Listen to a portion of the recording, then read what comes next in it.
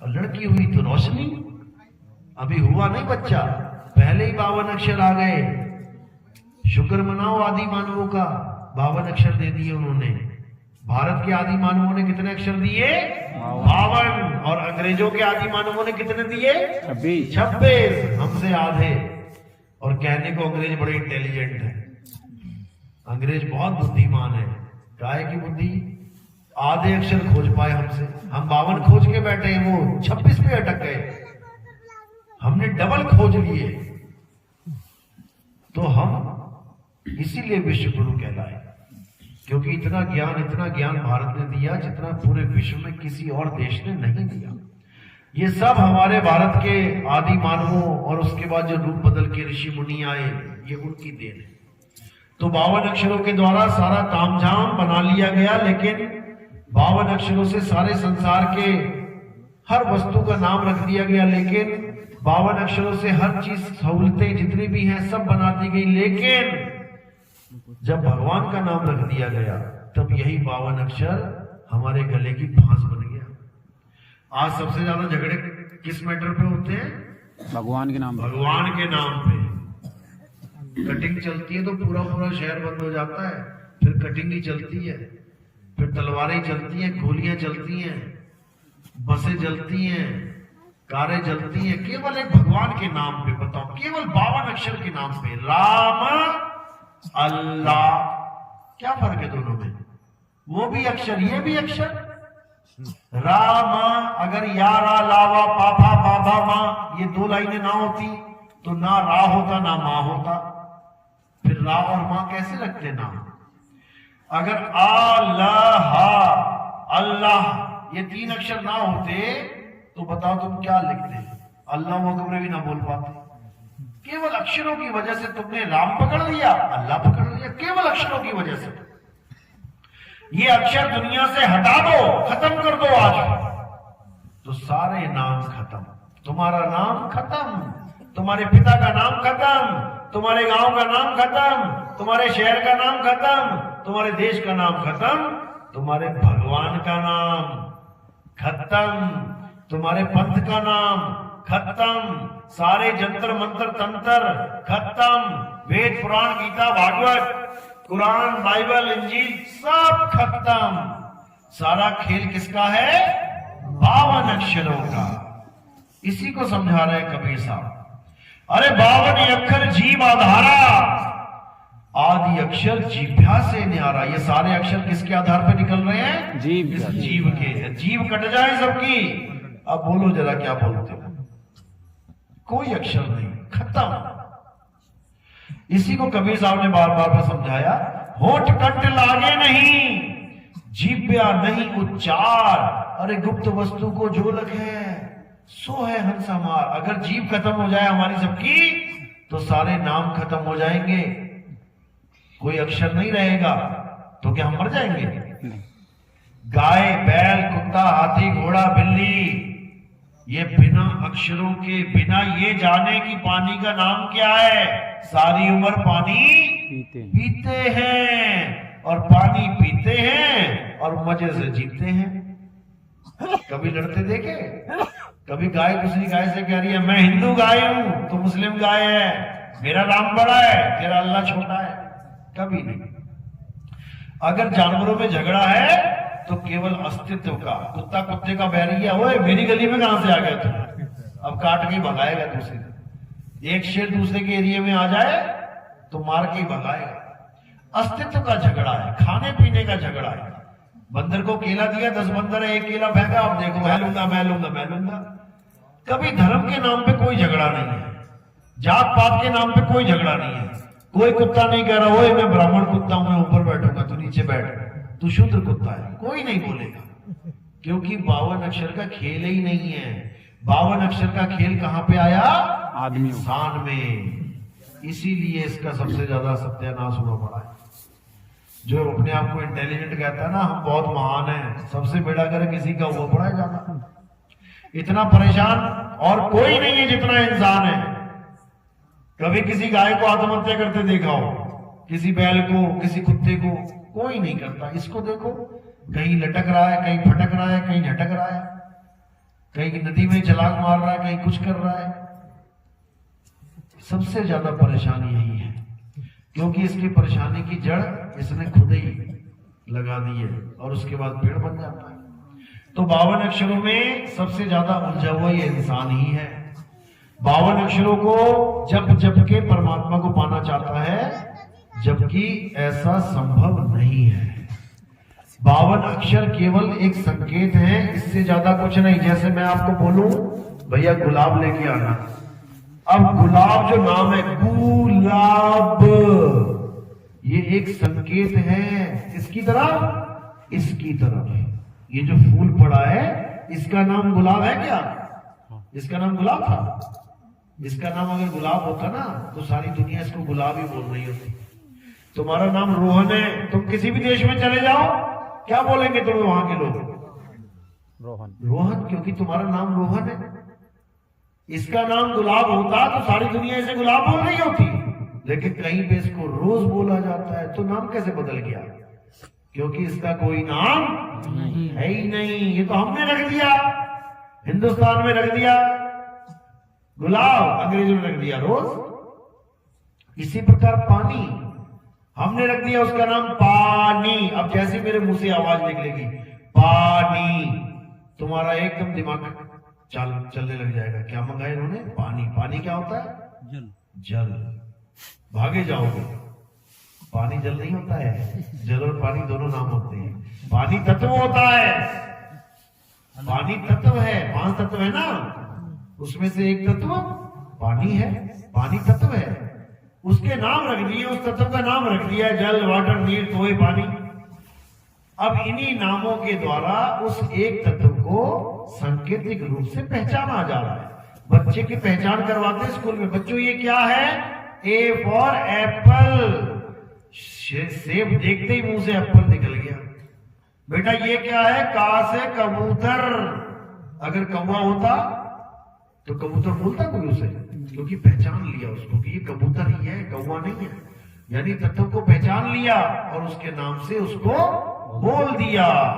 इसी प्रकार जो परमात्मा नाम रखा गया, अल्लाह वाहिगुरु गॉड नाम रखा गया, ये तत्व का नाम रखा गया। एक ही तत्व का नाम है अल्लाह वाहिगुरु गॉड, भगवान, एक ही तत्व का। लेकिन उस तत्व का ज्ञान ना होने के कारण सब नामों में उलझ गए हैं और झगड़ा कर रहे हैं। एक कह रहा है गला केवल पानी गीला कर सकता है, जल से कुछ होने वाला नहीं है। दूसरा कह रहा है अरे तुम्हारा पानी और जल गया तेल लेने, केवल वाटर ही गला गीला कर सकता है, केवल वाटर। अच्छा, वाटर में कुछ नहीं कर सकता, केवल और केवल नीर, उससे गला गीला होगा। अब सारे झगड़ रहे हैं आपस में, लठ मारी होगी, गोलियां चल गई, मारो मारी हो गई। इतने में एक ज्ञानी पुरुष आया, भैया लड़के हो रहे हो, अरे ये कह रहा है जल छोटा है, पानी बड़ा है, पानी बड़ा है, नीर छोटा है, नीर छोटा है, वाटर बड़ा है, झगड़ा कर रहे हैं। अरे भैया झगड़ो मत, अपना अपना ले आओ, तुम पानी ले आओ, तुम अपना नीर ले आओ, तुम वाटर ले आओ, तुम वो ले आओ। अब जब लेके आए मेज पे रखा, तब क्या समझ में आया? अरे भाई तू इसको वाटर कह रहा था क्या? यही तो पानी है। अच्छा तू इसे जल कह रहा था, भाई यही तो नीर है। वहां पर तत्व बीच में रखते ही झगड़ा शांत हो गया। झगड़ा किसका था? नाम का, केवल नाम का। ये मंत्र जपोगे तो मुक्ति नहीं होगी, ये वाला जप लो मुक्ति हो जाएगी। अच्छा, ये वाला कहां से? आसमान से टपका गया? सारे कहां से आए? 52 अक्षरों से। तो कबीर साहब यही समझा रहे हैं, 52 अक्षर जोड़े आन और सकियन अक्षर एक पहचान। उस एक अक्षर को नहीं पहचान पाया जो सारे 52 को पैदा कर रहा है, उसको जान ले। वही एक अक्षर है जो आ से लेके ज्ञा तक उसी की वजह से मुंह से निकल रहे हैं। देखो आ आ ई ई उ उ का खा गा कैसे निकल रहे हैं? किसके कारण? आत्मा के कारण। अभी आत्मा, आत्म अक्षर अलग हो जाए, सारे अक्षर खत्म हो जाएंगे। अब सारे नाम, सारे मंत्र, सारी जात पात, सारे धर्म, ये सब अक्षरों का ही खेल है और इन अक्षरों को त्याग देना है। दुनिया भी अक्षरों को नहीं त्यागना। पता लगा लगा मौनी बाबा बन गए तुम, मैं तो बोलूंगा ही कुछ नहीं, फिर तुम्हारा जीवन मुश्किल हो जाएगा। अक्षर बने हैं केवल जीवन को आसान करने के लिए। छोटी सी सुई चाहिए हो, एक बार बोल दिया सुई लिया भाई, देखो अपने आप आ गई। कुछ भी चीज चाहिए तुम बस बोलो, आ जाएगी। कितना आसान हो गया ये जीवन। वरना इशारे करते थक जाते हैं, हर चीज का इशारा करके देख लो। एक दिन बोलो मत, कोई भी चीज चाहिए वो इशारे में मंगाना। अब तुम्हें गुलाब का फूल चाहिए, मांगो जरा इशारे से, क्या बोलोगे उसको? इशारा करके दिखाओ जरा गुलाब के फूल का, कुछ नहीं बोल पाएंगे। तुम्हें गुड़हल का फूल चाहिए, चमेली का तेल चाहिए, सरसों का तेल चाहिए, तुम्हें चाय पत्ती चाहिए, तुम्हें चीनी चाहिए, तुम्हें अदरक चाहिए, नमक चाहिए, जरा इशारा करके देखना, तुम्हारी हालत खराब हो जाएगी। इशारे करके तुम कहोगे यार शुक्र है 52 अक्षर बन गए, मर गया तो नहीं तो मैं तो आज सुबह से शाम तक नमक ही नहीं बता पा रहा हूं नमक क्या होता है, कैसे बताओगे इशारे में? तो 52 अक्षर से जिंदगी आसान हो गई है, लेकिन 52 अक्षर की वजह से जिंदगी परेशान भी हो गई है।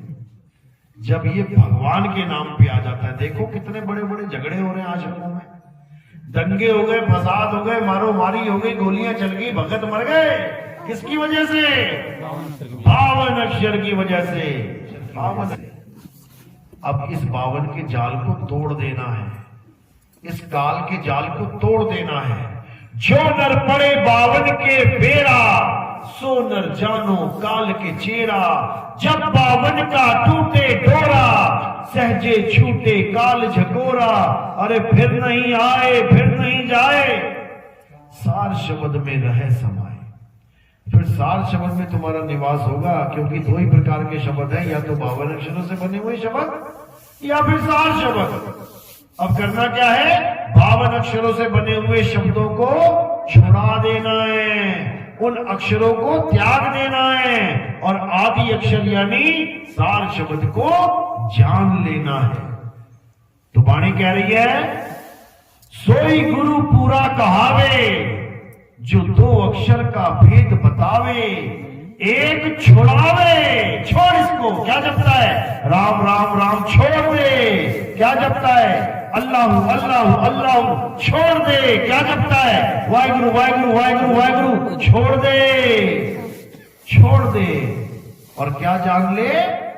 एक छुड़ाए एक लखाए, अपनी आत्मा को जान ले। क्यों? हे अर्जुन, ये आत्मा जन्मा है, नित्य है, शाश्वत है, ये आत्मा पुरातन है, ये आत्मा ही सत्य सनातन है, ये आत्मा ही सत्य सनातन है।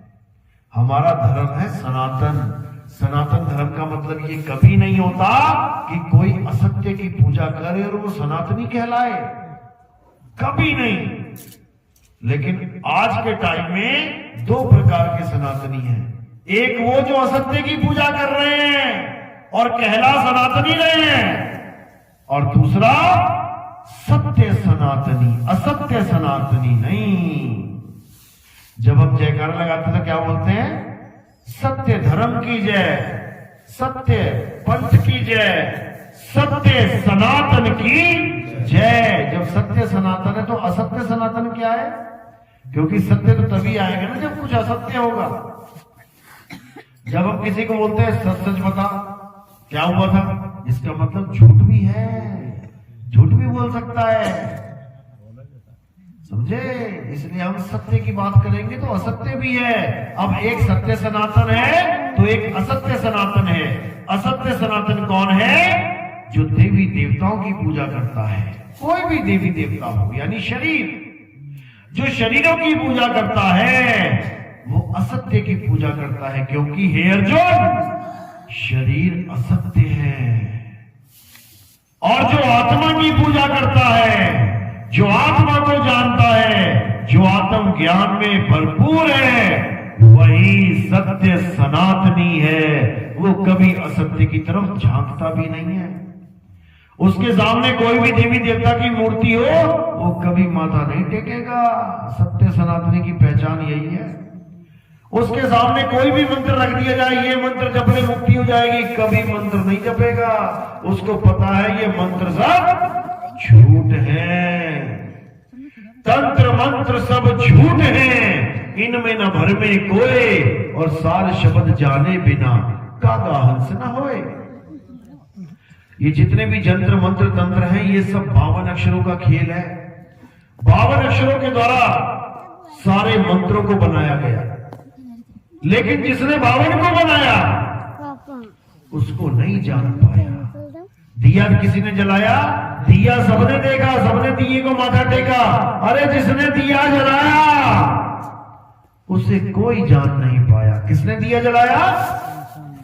आत्मा ने। बिना आत्मा के दिया जला के दिखाए कोई? मंदिर में पूजा कर रहे हो, पूजा कौन करवा रहा है? किसकी वजह से पूजा कर रहे हो? आत्मा की वजह से। सामने भगवान की मूर्ति है, पूजा करते करते, आरती गाते गाते, चालीसा गाते गाते बीच में अटैक हो गया, चालीसा भी पूरी ना कर पाए। किसकी वजह से पूरी होती? आत्मा की वजह से। भगवान तो सामने है, वही पूरी करवा के दिखा दे। भगवान पूरी नहीं करवा पाया, आत्मा पूरी करवा देती। नमाज पढ़ने गए, नमाज पढ़ते पढ़ते अटैक हो गया, गिर गए। अल्लाह नमाज पूरी नहीं करवा पाया, आत्मा पूरी करवा देती। तो जो सारे काम करवा रही है उसको जानता नहीं है, और जो खुद का भगवान बना के बैठाया उसकी पूजा कर रहा है। जिस भगवान को आत्मा ने बनाया उसकी पूजा कर रहा है, और जो आत्मा जिसको कभी अस्त्र शस्त्र कोई काट ही नहीं सकता उसको जानता नहीं है। जिस राम भगवान ने जल में समाधि लेके शरीर का नाश करवा लिया, जिस कृष्ण जी के पैर में तीर लगा और शरीर का नाश हो गया, उसकी पूजा कर रहा है। और जिस आत्मा के कोई तीर लगे ही नहीं सकता, अग्नि जला नहीं सकती, वायु सुखा नहीं सकती, जल भिगो नहीं सकता, उसको तू जानता नहीं है। यानी उल्टी गंगा बह रही है। अब करना क्या है? अध्याय 3 17वां श्लोक पढ़ो, क्या लिखा है।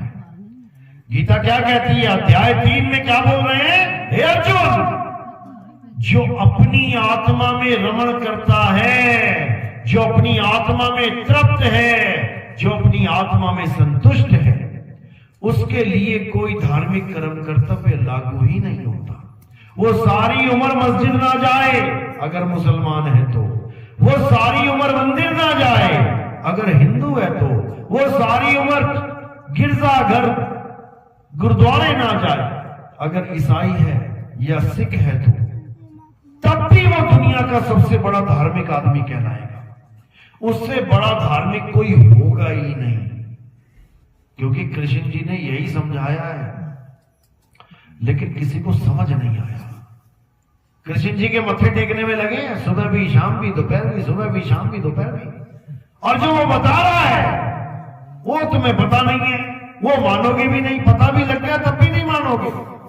यानी एक पिता की ऐसी औलाद पैदा होगी, बड़ी मिन्नत मांग मांग के, मन्नत मांग मांग के, 10 साल मन्नत मांगता रहा, तब जाके एक औलाद पैदा हुई। बड़ा खुश हुआ, लड्डू बांटे।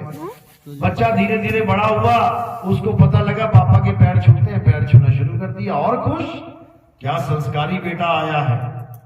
सुबह दोपहर शाम 3 बार माथा टेकता है, वाह। लेकिन पिता जब भी कोई काम बोले तो काम सुने ना, माथा टेक के चला जाए, खा पी के शाम को फिर आके फिर माथा टेक के सो जाए। बस माथा टेक के चला जाए, खा पी के माथा टेक के सो जाए, करते करते बूढ़ा हो गया। बाप उसका भी वो और बूढ़ा हो गया। अब नुक्कड़ पे बैठे हैं सारे, अरे तू तो बड़ी किस्मत वाला है, तेरा लड़का रोज तेरे पैर छूता है। अरे इससे बड़ा निकम्मा इस दुनिया में कोई नहीं है, इससे अच्छा तो हो सही ना। एक भी काम नहीं करता ये, आज तक इसने एक भी काम नहीं किया। बस वो निकम्मे हम ही हैं जो दिन में 3-3 बार माथा टेक रहे हैं, लेकिन उसका कहा नहीं मान रहे। कृष्ण जी कह कह के थक गए, हे अर्जुन, तू और मैं ये शरीर नहीं है, तू और मैं आत्मा है। ना तू शरीर ना मैं शरीर, कह तो दिया, माना किसने? अभी कहो कृष्ण जी की फोटो बनाओ, देख तेरे को शरीर बनाने लग जाएंगे। अरे वो शरीर है ही नहीं, वो शरीर है ही नहीं। वो कौन है? आत्मा है। अब मैं कहूं आत्मा की फोटो बनाओ जरा, बनाओ जरा। क्या फोटो बनाओगे आत्मा की? कृष्ण जी की कोई फोटो बना ही नहीं सकता। कृष्ण जी के शरीर की फोटो बन रही है, करंट की कोई फोटो बना ही नहीं सकता। पंखे की फोटो बन रही है और पंखे को करंट मान के पूज रहे हो, जय करंट देवा, जय करंट देवा। करंट है नहीं उसमें, करंट उसमें है नहीं, और करंट देवा की पूजा चल रही है, कृष्ण उसमें है नहीं, और कृष्ण जी की पूजा करके आ रहे हो। वाह भाई वाह भाई वाह। यही समझा रहे हैं कृष्ण जी कि हे अर्जुन, जो अपने जीवन काल में आत्म सत्ता को जान जाता है, आत्म ज्ञान को जान जाता है, वही परमात्मा को प्राप्त करता है। और जो अपने जीवन में पूरा जीवन बीत गया, बुढ़े हो गए, मरने वाली हालत हो गई, जो अपनी आत्मा को ही नहीं जान पाया, जो सबसे करीब है। मंदिर तो फिर भी गांव के नुक्कड़ पे है, जाना पड़ेगा। कब जाओगे? जब तक पैर सलामत है। और बिस्तर पे पड़ गए तो, जब बिस्तर पे पड़े रह गए तो कैसे जाओगे? लकवा मार गया, फिर क्या करोगे? फिर कैसे जाओगे? छूट गई पूजा, छूट गई घंटियां, छूट गए कीर्तन भजन, सब खत्म। बताओ, केवल आत्मा को जानना है। आत्मा को लकवा छोड़ो, कोमा में भी चले गए ना, तब भी जान लोगे। वो ऐसी चीज है, आत्मा से तुम दूर हो ही नहीं सकते, क्योंकि तुम ही आत्मा हो। लेकिन तुम जान नहीं रहे हो अपने आप को। तुम अपने आप को आदमी, औरत, बच्चा, बूढ़ा, जवान मान बैठे हो, जबकि तुम शरीर नहीं हो, तुम आत्मा हो। तुम्हारा वो हाल है जैसे एक सांप केचुली को छोड़ता है। सांप अपनी केचुली को छोड़ता है, खेतों में केचुली पड़ी होती देखिए ना। केचुली का मतलब होता है सांप की पूरी खाल, कवर, ट्यूब की तरह खोखली होती है वो, जैसे ट्यूब अंदर से खोखली है ना। अब वो कांचली, कांचली बोलते हैं। तो कांचली छोड़ के जब सांप निकल जाता है तो क्या सांप मर जाता है? नहीं मरता। बस इसी प्रकार तुम भी कांचली छोड़ रहे। तुम्हारी कांचली कहाँ है? ये है तुम्हारी कांचली। एक कांचली छोड़ी, दूसरी पकड़ ली माँ के गर्भ में जाके, फिर निकल आए बाहर। फिर छोड़ी, तीसरी पकड़ ली माँ के गर्भ में जाके, फिर निकल आए बाहर। कहां से आए तुम लोग? कहां से आए सारे? माँ के गर्भ से फैक्ट्री लगी है गर्भ में, और प्रोडक्ट ये बैठे हुए सारे बना बना के निकाल रही है। दिन तेरी को, दिन तेरी को, दिन रात ये फैक्ट्री लगी हुई है। इसी को कुंभी नरक कहते हैं। इसी नरक में सबके शरीर बनाए जाते हैं। नरक क्यों बोला इसको? क्योंकि ये बहुत गर्म होता है। गर्म, बहुत गर्म होता है। इतना गर्म होता है कि कच्चे घड़े को पका देता है। जैसे भट्टा होता है ना, भट्टे में कच्चा घड़ा डाल दिया, अब एकदम तनतनाता हुआ आएगा, लाल हो गया, बिल्कुल पक्का। इसी प्रकार जब हम गर्भ में गए थे माँ के गर्भ में, तो कच्चे गए थे, कच्चा शरीर लेके गए थे, लेकिन गर्भ में पड़े, देखो फिर कैसा पक्का कर दिया उसने।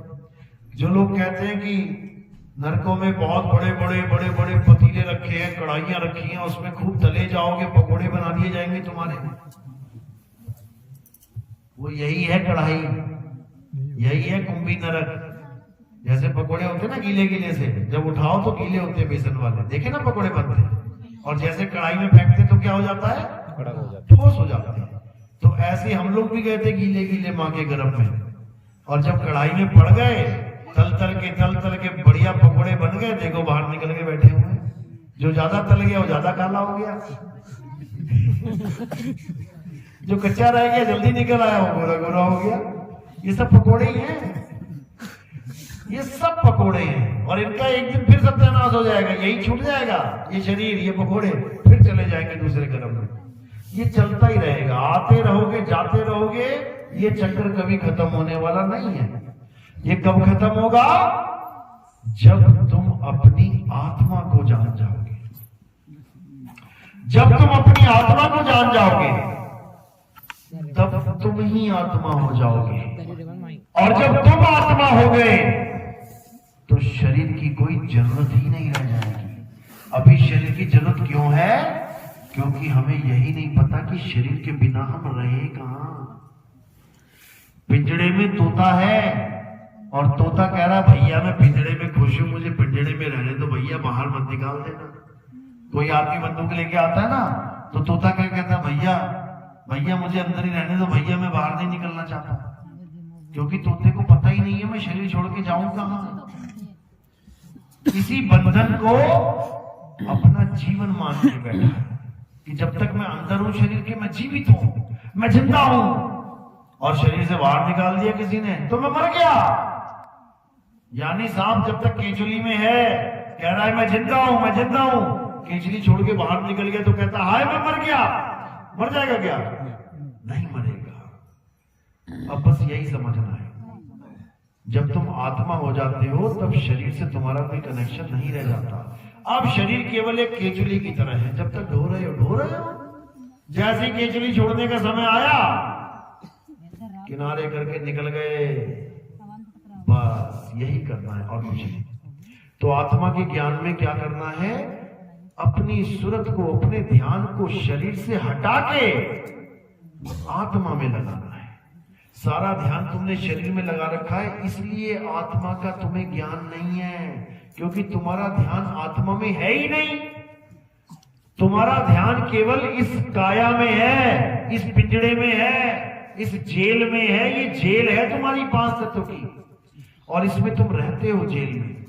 और ये जेल तुम्हें इतनी प्यारी है कि बिना नहाए धोए, पाउडर लगाए, बिंदी लगाए, लिपस्टिक लगाए, सिंदूर लगाए बिना तुम जा ही नहीं सकते बाहर।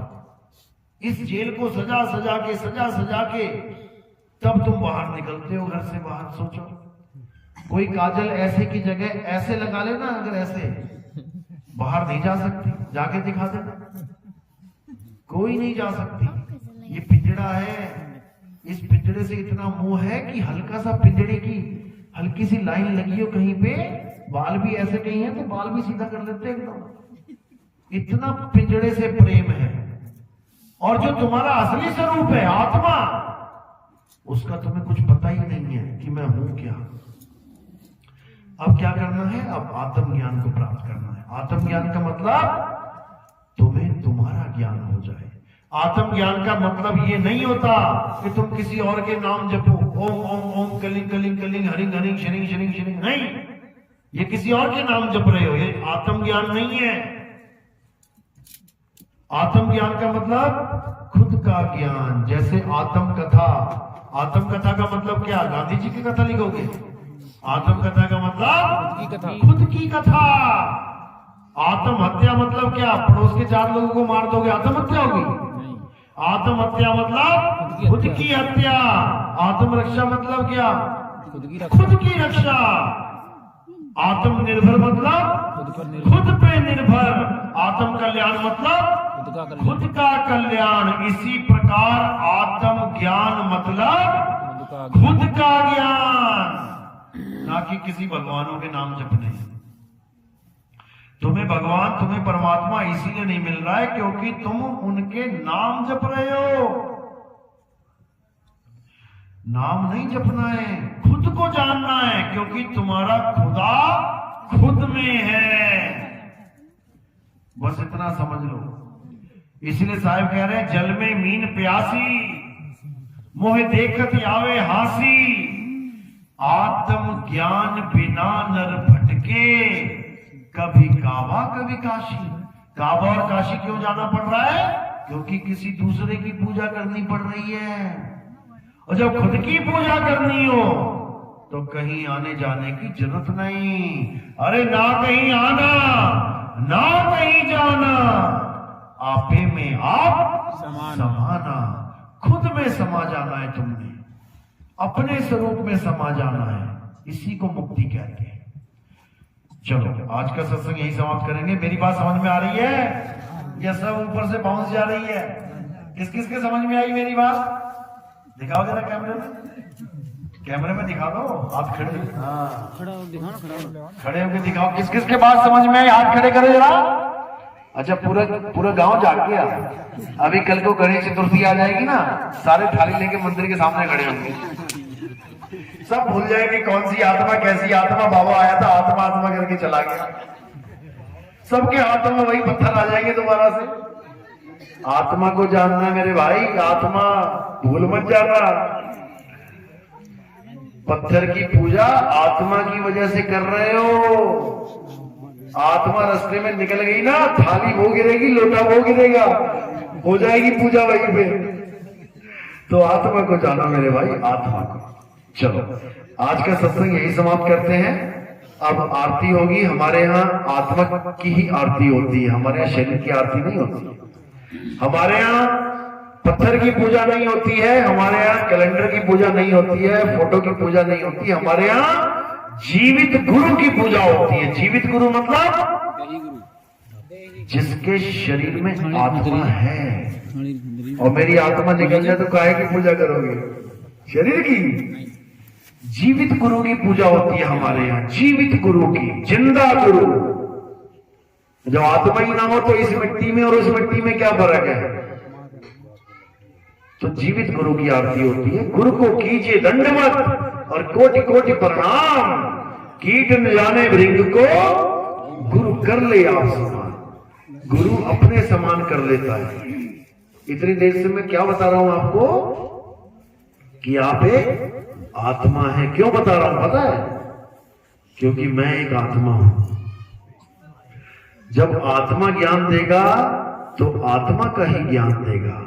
जब शरीर ज्ञान देगा तो शरीर का ही ज्ञान देगा। अंग्रेजी ज्ञान देगा कौन? गुरु, जो अंग्रेजी का टीचर है। हिंदी का ज्ञान कौन देगा?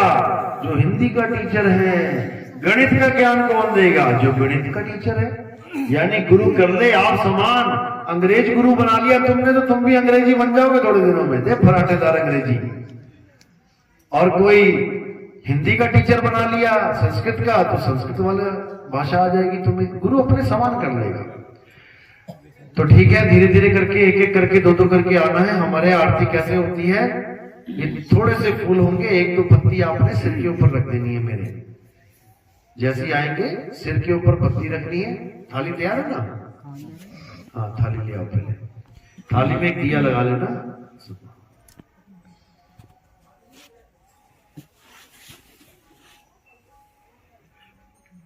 दिया संकेत होता है ज्ञान का। दिए से क्या दूर होता है? अंधेरा। अंधेरा किस चीज का है? इतनी रोशनी जल तो रही है। अज्ञान का। असत्य यानी कि अज्ञानता है। और दिया जब जलता है तो अज्ञान खत्म हो जाता है। ये केवल संकेत है। भगवान को दिए की जरूरत नहीं है कि भगवान अंधेरे में बैठा और तुम दिया जलाओगे तो भगवान को लाइट हो जाएगी। वो केवल एक संकेत है और कुछ नहीं है। और दिया कभी भी जलाना हो तो जीवित गुरु के आगे लगाया जाता है, क्योंकि ये ज्ञान कौन दे सकता है? जीवित गुरु। एक मूर्ति के आगे बैठ जाओ तुम, सारी उम्र बोलते रहो भैया कुछ ज्ञान दे दो यार, भैया कुछ ज्ञान दे दो, मिलेगा क्या? लेकिन लोग मूर्ति के आगे दिया जलाते हैं। बिल्कुल गलत है। मूर्ति के आगे दिया जला के रख देते हैं। उसके बाद क्या होता है? सुबह तक उसमें 25-30 लाशें पड़ी होती हैं। छोटे छोटे कीड़े आए, मर गए बेचारे। बताओ, अच्छे खासे घूम रहे, तुमने बीच में दिया जला दिया। उनकी मौत का जिम्मेदार कौन है? तुम ही हो। करने चले थे पुण्य और कमाल आए पाप। अब उनका हिसाब किताब देना पड़ेगा तुम्हें। तुम्हें भी दिए में डुबो डुबो के मारा जाएगा। जो तुमने देसी घी में डुबो डुबो के मारा ना उन कीड़ों को, तुम्हें भी उसी देसी घी में डुबो डुबो के मारा जाएगा। गरीबदास जी ने महाराज ने तो ये तक कह दिया कि जो तुम एक बार घंटा बजाते हो तुम लाख जीवों के हत्या के पापी हो जाते हो। घंटा बजाने से कितने जीव मरते हैं पता है?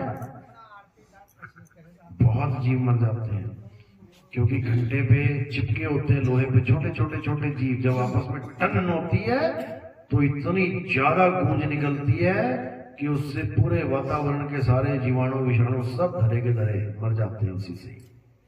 ये सब पाप में ही आता है। हिसाब किताब लगाओगे तो ये पाप है। वैसे बना दिया कि हाँ घंटा बजाओ। क्यों बजाओ? कोई सो रहा हो तो बजाओ। मैं कुंभकर्ण को जगाने के लिए घंटे बजाए जाते थे, शहनाइयां बजाई जाती थी, नगाड़े बजाए जाते थे। भगवान कोई सो रहा है क्या अंदर? आंखें खुली तो है मूर्ति की। आंखें बंद तो समझ में आता है घंटा बजा दिया भगवान जागेगा। बजाते क्यों है ये भी नहीं पता लोगों को। क्यों बजाते हैं? कारण क्या है? बस बजाना है। लटका हुआ है तो बजा देंगे, नहीं लटका हो तो कोई बात नहीं। भाई पता तो लगे बजाना क्यों है, ये रीति कहां से आई है। पाखंडी धर्मगुरु। बिल्कुल, लेकिन लोग नहीं समझ रहे हैं। लोगों को बस एक भेड़ चाल है कि बस चलते जाओ चलते जाओ, सवाल मत करना। जो सवाल करता है सारी भेड़ें मिलकर उसको मार देती हैं। सवाल नहीं करना, बस भेड़ चाल में चलते जाना, यही जीवन है। पर ये जीवन नहीं है। वो भेड़ें कुएं में गिर रही हैं और सारी भेड़ें एक दूसरे के पीछे कुएं में गिर रही हैं। अब जागना है, अब आत्म ज्ञान को जानना है। जड़ वस्तुओं का ज्ञान बहुत कर लिया, जन्मों जन्म बीत गए, सतयुग बीत गया, द्वापर बीत गया, त्रेता बीत गया, आज भी वही पकड़ के बैठे हुए हैं, तो कुछ होने वाला नहीं है। आ जाओ। बोलो सतगुरु नितिन साहेब जी की, नितिन साहेब जी की, सतगुरु नितिन साहेब जी की।